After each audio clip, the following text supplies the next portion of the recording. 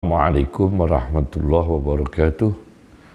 Bismillahirrahmanirrahim. Hamdanillah, salatan wassalaman ala sayyidina Muhammad ibn Abdillah Rasulillah wa ala sahbihi wa tabi'ih. Amma ba'du. Genealogis silsilah para habaib, para sadah pada Nabi Sallallahu Alaihi Wasallam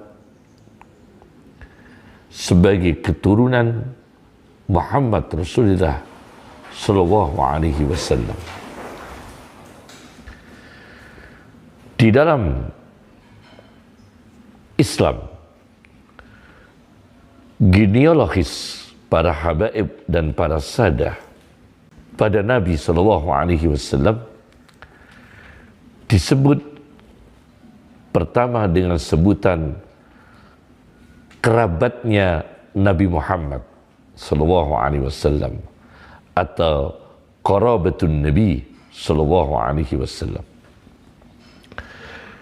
Di dalam kitab Al-Mu'jamul Kabir karya At-Tabarani jilid 3 halaman 47, hadis nomor 2641. Ketika Rasulullah Shallallahu Alaihi Wasallam ditanya mengenai ayat "Qul la as'alukum alaihi ajran illal mawaddata fil qurba", katakan wahai Muhammad Shallallahu Alaihi Wasallam, aku tidak minta kepada kamu sekalian atas dakwahku, atas tabligku suatu upah materi, illal mawaddata fil qurba, kecuali yang aku minta kamu sekalian menyayangi pada sanak kerabatku. Ayat 23 surat Asy-Syura. Para sahabat bertanya, "Waman qarabatuka?" Siapa kerabat engkau ya Rasulullah Sallallahu Alaihi Wasallam yang wajib kita mencintainya, yang wajib kita menyayanginya? Rasulullah mengatakan, "Aliyun wa Fatimatu wa ibnahuma." Ialah Ali, Fatimah dan kedua anak Fatimah dan kedua anaknya Ali dan Fatimah, yaitu Hasan dan Husain. Yakni genealogisnya adalah para habaib, para sadah, ialah keturunan Hasan dan Husain, berujung pada Ali dan Fatimah radhiyallahu anhum, berujung pada Rasulullah Sallallahu Alaihi Wasallam. Pertama disebut kerabat. Yang kedua, genealogis para habaib dan sadah pada Nabi Muhammad SAW disebut Ahlul Bait. Saya baca dalam kitab Sunan Tirmidzi hadis nomor 3205 dengan syarahnya Tuhfatul Ahwazi karya Muhammad Abdurrahman bin Abdurrahim Al-Mubarakfuri, jilid 9 halaman 64-65. Ketika ayat 33 surat Al-Ahzab diturunkan, "Innama yuridullahu liyuzhiba ankum rijsa ahlal baiti wa yutahhirakum tadhira." Sesungguhnya Allah menghendaki untuk menghilangkan dari kamu sekalian kotoran, wahai Ahlul Bait, dan Allah menghendaki untuk membersihkan kamu sekalian sebersih-bersihnya. Nah, di sini Ahlul Bait, ahli rumah.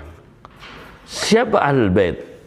Ayat ini turun, kemudian Rasulullah memanggil Fatimah, Hasan dan Husain. Fada'a Fatimata wa Hasanan wa Husainan fajalla lahum bikisa'in, kemudian menutupinya dengan baju. Ketiga-tiganya ini ditutup oleh Nabi dengan baju.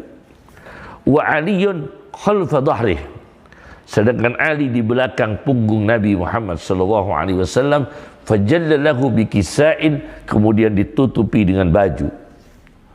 Ada 4 manusia yang mulia: Ali bin Abi Thalib, Fatimah, Hasan dan Husain radhiyallahu anhu.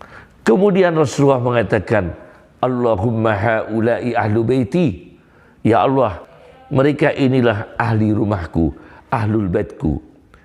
Fa'adhib anhum rijsa, maka ya Allah, hilangkan kotoran dari mereka, wa tahhirhum tadhira, dan jadikan mereka manusia yang bersih sebersih-bersihnya. Itu yang kedua.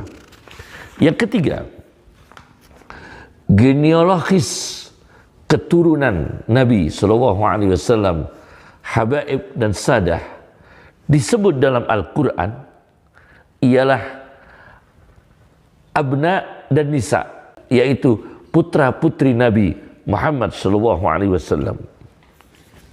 Saya baca di dalam tafsir Al-Kasyaf. Tafsir ini secara teologi bukan ahli sunnah, tetapi Mu'tazilah. Tetapi dalam perkara ini tidak perkara Mu'tazilah, tetapi sama dengan ahli sunnah, yaitu masalah ahlul bait. Saya baca dalam tafsir Al-Kasyaf. Saya ahlu sunnah wal jamaah, bukan Mu'tazilah.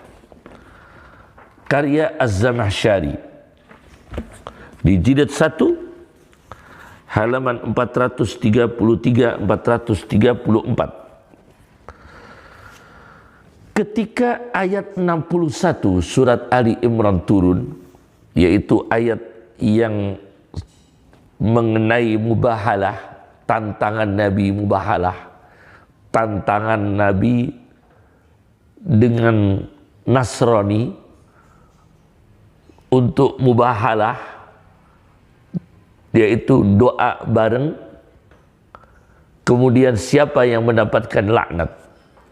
Nah, di sini dijelaskan mubahalah Nabi. Ketika itu Nabi bersama siapa? Disebutkan di dalam tafsir Al-Kasyaf, mendekap Husain, memegang tangannya Hasan, muhtadinan al-Husain, akhidan biyadil Hasan, memegang tangannya Hasan. Wa Fatimah tamshi khalfah, Fatimah berjalan di belakang Nabi sallallahu alaihi wasallam. Wa Aliyun khalfaha, Ali di belakang Fatimah radhiyallahu anhum. Kemudian Nabi mengatakan, idza ana da'autu fa'aminu, jika aku berdoa, kamu sekalian Ali, Fatimah, Hasan, Husain membaca amin. Maka Uskup Najran, tokoh dari Nasrani itu, menyuruh orang-orang Nasrani untuk mengurungkan tantangan mubahalahnya Nabi. Jangan berani menghadapi tantangan mubahalahnya Muhammad sallallahu alaihi wasallam. Uskup Najrani memerintahkan orang-orang Nasrani untuk membatalkan doa tantangan turunnya laknat dengan Nabi Muhammad SAW bersama keluarganya. Nah, di sini ayat ketika Nabi mengajak mubahalah, ta'alau nad'u abna'ana wa abna'akum, ayo kita undang, mari kamu sekalian, kita akan mengundang, kami akan mengundang anak-anak kami, wa abna'akum, dan kamu sekalian mengundang anak-anakmu, anak-anak kamu sekalian, wa nisa'ana wa nisa'akum, dan perempuan-perempuan kami kita undang, wa nisa'akum, perempuan-perempuan kalian kamu undang, kamu sekalian mengundangnya, wa anfusana wa anfusakum, diri kita dan diri kamu sekalian, summa nabtahil fanaj'al la'natallahi 'alal kadhibin, maka kita mubahalah, kemudian kita menjadikan siapa yang mendapatkan laknat, ialah laknat akan turun pada orang-orang yang dusta. Di sini Rasulullah menyebut anak-anak Rasulullah, genealogis Nabi Muhammad disebut abna, yaitu anak-anak, anak cucu. Nah, berarti ada 3 istilah paling tidak dalam syariat, yaitu istilah qarabatun Nabi SAW, ahlu baitin Nabi SAW, abna'un Nabi SAW. Dalam hadis yang diriwayatkan oleh Sunan Tirmidzi, hadis nomor 1979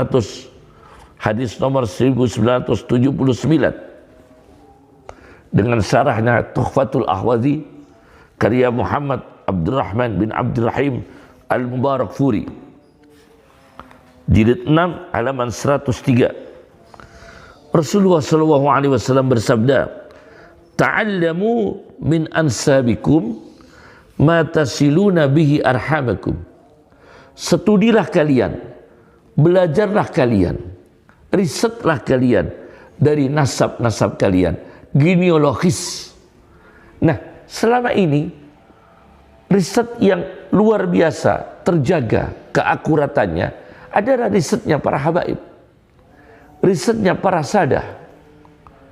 Itu punya data-data tercatat, terbukukan sesuai dengan rekomendasi Nabi supaya mempelajari nasab. Mata silu nabi arhamakum, dengan studi itu kamu akan menemukan, akan mempelajari dengan apa kamu bisa silaturahmi dengan saudara kalian, dengan kerabat kalian, sesama para habaib, sesama para sadah. Ta'allamu min ansabikum ma tasiluna bihi arhamakum. Jadi kehadiran lembaga Rabithah Alawiyin ini mewakili umat Islam untuk meneliti sebuah riset ilmiah dengan tim yang kredibel dan ahli dalam bidangnya untuk meneliti mana habaib, mana yang bukan habaib, mana sadah, mana yang bukan sadah. Dan riset ini memang direkomendasikan oleh Nabi SAW untuk riset genealogis, yaitu riset silsilah, riset nasab. Lebih-lebih nasabnya Nabi Muhammad SAW. Jadi jangan sembarangan mengatakan habaib di Indonesia ini meragukan. Jangan sembarangan mengatakan habaib di Indonesia ini benar atau tidak, meragukan. Kalau memang diakui oleh Rabithah Alawiyin, Rabithah Alawiyah, dan ma'ruf dengan silsilah yang kuat, dengan data yang kuat, itu kita cukup. Kalau Anda mengatakan itu tidak cukup, silsilah di Indonesia ini sejarahnya bisa bubar. Di Indonesia ini sejarah-sejarah daerah, cerita-cerita wali di daerah, apakah punya data yang ilmiah semua? Yang sudah terbukukan, yang sudah jelas melakukan riset-riset ilmiah, yaitu data-data para habaib, para sadah yang ada di Rabithah Alawiyin, dan mungkin ada di lembaga-lembaga habaib yang lain, bisa di Yaman, bisa di Mesir, atau di negara-negara lain. Jadi jangan sembarangan mengatakan habaib di Indonesia ini meragukan betulkah keturunan Nabi atau tidak. Ini tidak bisa, ini seperti ini. Ucapan seperti ini jauh dari ilmiah dan kenyataan. Assalamualaikum warahmatullahi wabarakatuh.